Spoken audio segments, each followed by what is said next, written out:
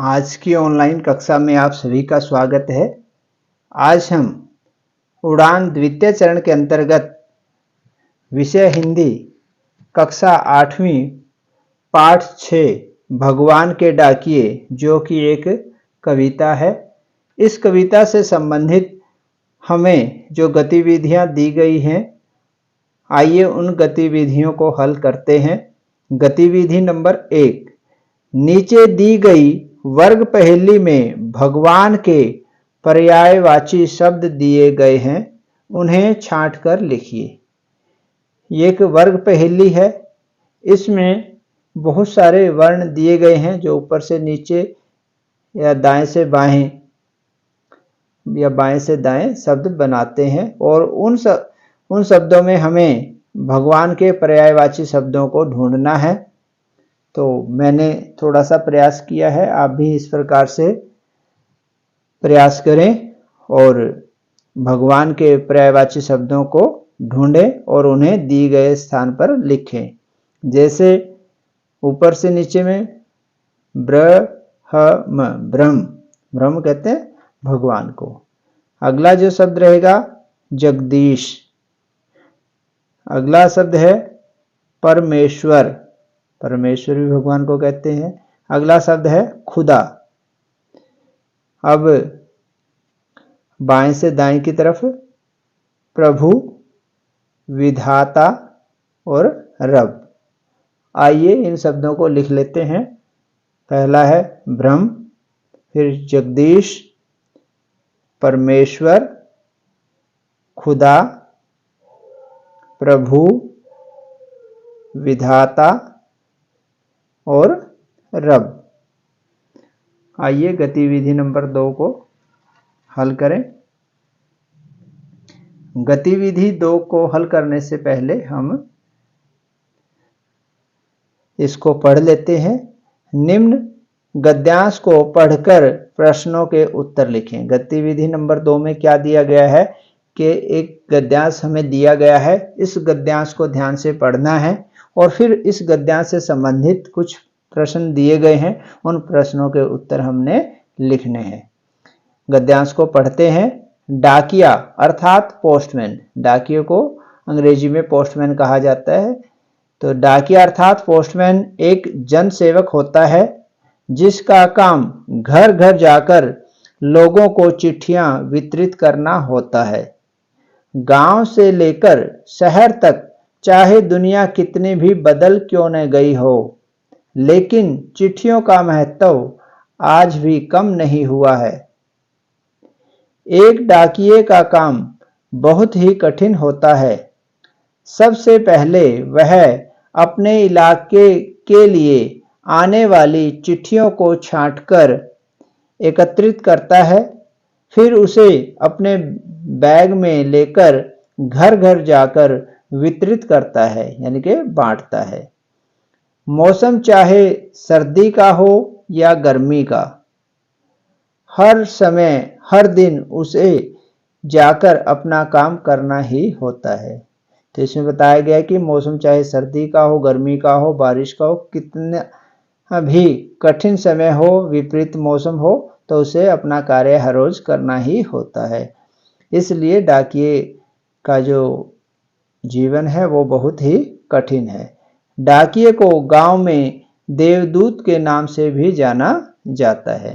आइए इस गद्यांश से संबंधित प्रश्नों को हल करते हैं। प्रश्न क, डाकिया कौन होता है? जैसा कि पहले ही वाक्य में दिया गया है, डाकिया पोस्टमैन एक जनसेवक होता है। तो इसका उत्तर रहेगा डाकिया एक जनसेवक होता है। प्रश्न ख, एक डाकिये का काम कैसा होता है? तो डाकिये का काम कैसा होता है? इस वाक्य में बताया गया है कि डाकिये का काम बहुत ही कठिन होता है। तो उत्तर रहेगा एक डाकिये का काम बहुत ही कठिन होता है। प्रश्न ग, ये क्या कहता है? पोस्टमैन और बैग कौन से शब्द हैं? यानी कि इस गद्यांश में ये शब्द आए हैं, पोस्टमैन और बैग शब्द। तो ये देशज हैं या विदेशज? जैसा कि आप सभी जानते हैं कि ये किसी विदेशी भाषा से हिंदी भाषा में प्रयोग किए गए हैं, पोस्टमैन और बैग। तो इसलिए ये शब्द क्या रहेंगे? विदेशज।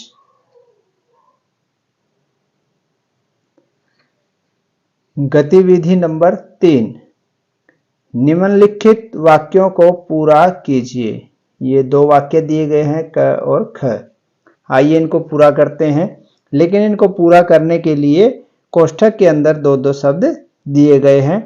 क के लिए है पानी या मेघ, और जो वाक्य ख के लिए शब्द दिए गए हैं स्वतंत्रता या गुलामी, ये गलत प्रिंट हो गए हैं।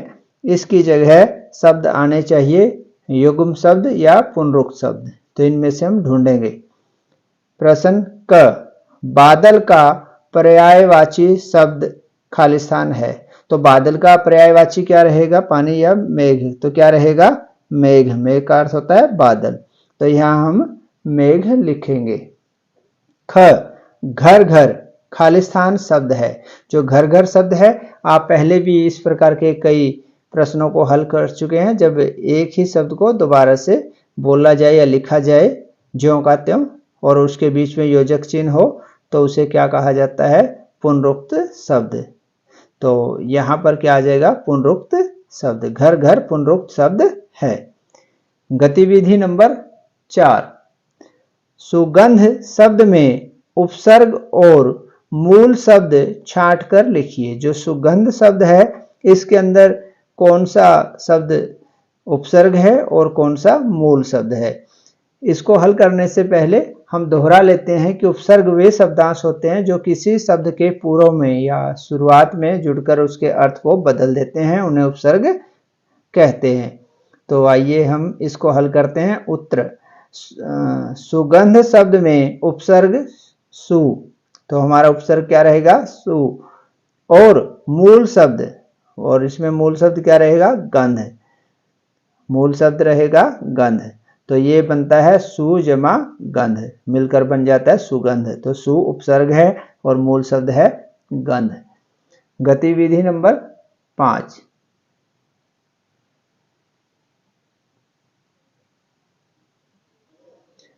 निम्नलिखित कविता की पंक्तियों में पहाड़ को किसकी तरह बैठा हुआ दिखाया गया है? ये कुछ कविता की पंक्तियां हैं। इसमें पूछा गया है कि पहाड़ को किसकी तरह से बैठा हुआ दिखाया गया है? पक्षी की तरह या किसान की तरह? आइए कविता की पंक्तियों को पढ़ते हैं और समझने का प्रयास करते हैं। आकाश का साफा बांधकर सूरज की चिलम खींचता बैठा है पहाड़। पहाड़ किसकी तरह बैठा है? जैसे कि एक किसान बैठा हो, उसने अपने सर पे साफा बांधा हुआ हो, और किस प्रकार का साफा? आकाश रूपी साफे को बांध रखा है, और वो किसकी चिलम खींच रहा है? सूरज की। तो हमारा जो सही उत्तर रहेगा वो क्या रहेगा? किसान की तरह। उत्तर लिखेंगे किसान की तरह, जैसे कि वो पहाड़ किसकी तरह बैठा है? किसी किसान की तरह। गतिविधि नंबर 6,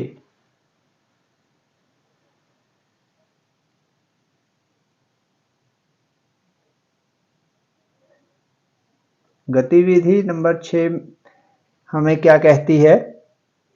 गतिविधि 6 पर चलते हैं। आप बड़े होकर क्या बनना चाहते हैं और अपने कार्यों से आप समाज का हित किस प्रकार करेंगे? वर्णन करें। ये हमारे से प्रश्न पूछ रहा है कि आप बड़े होकर क्या बनना चाहते हैं और अपने कार्यों से आप समाज का हित, हित का अर्थ होता है भला, फायदा, किस प्रकार से करेंगे? वर्णन करें। आप अपने विचारों से कुछ भी लिख सकते हैं जो आप जिंदगी में बनना चाहते हैं। ये किसी भी बच्चे की अपनी इच्छा पर निर्भर है कि उसके जीवन का क्या लक्ष्य है, वो जीवन में क्या बनना चाहता है। अगर विद्यार्थी लड़का है तो वो बनना चाहता हूँ या लिखेंगे, और अगर लड़की है तो वो स्त्रीलिंग के अनुसार चाहती हूँ। तो आप कुछ भी लिख सकते हैं। कोई डॉक्टर बनना चाहता है, कोई इंजीनियर बनना चाहता है, कोई पायलट बनना चाहता है, कोई फौज में अधिकारी बनना, कोई पुलिस में, कोई प्रशासनिक सेवाओं में, कोई नेता बनना चाहता है, कोई अध्यापक या प्रोफेसर, किसी भी फील्ड में जाना चाहता है, तो आप अपनी पसंद से कुछ भी लिख सकते हैं जो आप बनना चाहते हैं, और वो उस पद पर जाकर, उस क्षेत्र में जाकर आप किस प्रकार से समाज का या राष्ट्र का, देश का भला करेंगे, वो भी आप इसमें लिखेंगे। मैंने थोड़ा सा प्रयास किया है, तो आप भी अपनी पसंद से जो चाहें अपने विचारों को प्रकट कर सकते हैं। जैसे मैंने इसमें कुछ लिखा है, ये सिर्फ एक उदाहरण के लिए है। मैं बड़ा होकर अध्यापक बनना चाहता हूँ। एक अध्यापक राष्ट्र का निर्माता होता है। जो अध्यापक होता है वो राष्ट्र का क्या होता है? निर्माता। देश के भविष्य का निर्माण कक्षाओं में होता है। जो किसी भी देश के भविष्य का निर्माण कहाँ होता है? वर्तमान में जो उस देश में कक्षाएं चल रही हैं, वहां पर जो विद्यार्थी अध्ययन कर रहे हैं, शिक्षा प्राप्त कर रहे हैं, वहां पर देश के भविष्य का निर्माण होता है। क्योंकि आज जो बच्चे शिक्षा ग्रहण कर रहे हैं वही बड़े होकर के हमारे देश के भविष्य का निर्माण करेंगे, देश को आगे बढ़ाएंगे। एक अच्छे अध्यापक से पढ़कर ही विद्यार्थी कोई उनमें से डॉक्टर, इंजीनियर, सैनिक, पुलिस, नेता, प्रोफेसर, अध्यापक और अच्छे प्रशासनिक अधिकारी बनते हैं। चाहे आप किसी भी फील्ड में जाएं, तो वो सभी अपने विद्यार्थी जीवन में किससे विद्या प्राप्त करते हैं? एक अध्यापक से। तो अध्यापक से पढ़कर ही बच्चे भविष्य में अलग अलग क्षेत्र में जाकर के देश की प्रगति में, समाज के भले में अपना योगदान देते हैं। मैं बच्चों के सर्वांगीण विकास के लिए पूरी मेहनत करूंगा। मैं गरीब बच्चों को विद्यालय व घर पर अतिरिक्त समय देकर पढ़ाऊंगा। यानी कि जो गरीब बच्चे हैं, जो ट्यूशन वगैरह नहीं जा सकते या जो पढ़ाई में थोड़े पिछड़े हुए हैं, कमजोर हैं, उनके लिए मैं अतिरिक्त समय दूंगा ताकि उन्हें कहीं महंगी ट्यूशन न जाना पड़े। गरीब बच्चों को पुस्तकें, वर्दी व अन्य जरूरत की वस्तुएं उपलब्ध करवाऊंगा। तो आप एक अध्यापक बनकर बच्चों को अच्छी प्रकार से पढ़ा सकते हैं, और जो जरूरतमंद बच्चे हैं उनको हर प्रकार से आप सहायता कर सकते हैं ताकि वो भी अच्छे से विद्या प्राप्त करें और हमारे समाज व देश की भलाई में अपना योगदान दे सकें। आज की हमारी ऑनलाइन कक्षा यहीं पर समाप्त होती है। आशा है आपको हमारी कक्षा पसंद आई होगी। अगर आपको हमारी कक्षा अच्छी लगे तो कृपया हमारी वीडियो को लाइक करें, अपने मित्रों में शेयर करें। जिन्होंने अभी तक हमारे चैनल को सब्सक्राइब नहीं किया है वो सब्सक्राइब करें और बेल आइकन को दबाना न भूलें ताकि जब भी हम आपके लिए नई वीडियो लेकर आएँ उसका नोटिफिकेशन आप तक पहुंच जाए और आप जल्दी ही हमारी वीडियो को देख सकें। आप अंत तक हमारी वीडियो पर बने रहे, इसके लिए आप सभी का धन्यवाद। आपका दिन शुभ हो। जय हिंद, जय भारत।